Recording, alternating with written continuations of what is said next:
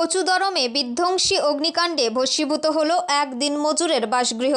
পূর্ব সোনাইয়ের কচুদরমে বিধ্বংসী অগ্নিকাণ্ডে ভস্মীভূত হল এক দিনমজুরের বাসগৃহ।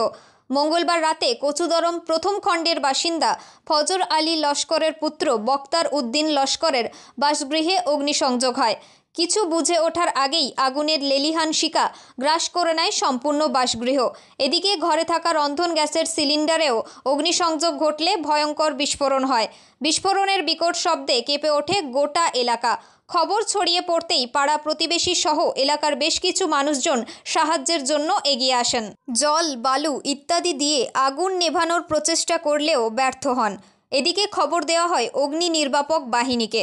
অগ্নি নির্বাপক বাহিনীর দমকল ইঞ্জিন পৌঁছানোর আগেই খুব কম সময়ের মধ্যে সম্পূর্ণ পুড়ে ছাই হয়ে যায়।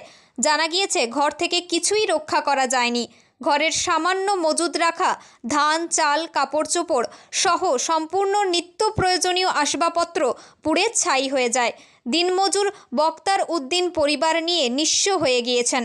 তাই এলাকার বেশ কিছু মানুষ বক্তার উদ্দিনকে অতি সত্বর আর্থিক সাহায্য প্রদানের জন্য কাছাড়ের জেলাশাসকের দৃষ্টি আকর্ষণ করেন। বিদ্যুতের শর্ট সার্কিট থেকে অগ্নিসংযোগ হয়েছে বলে ধারণা করা হয়েছে। ব্যুরো রিপোর্ট, নিউজ আবিকাল। এসেছি, এখানে উপস্থিত হয়ে দেখতে পাচ্ছি যে এটা কিনা বিদ্যুতিক শর্ট হয়ে এই ঘরে আগুন লেগেছে।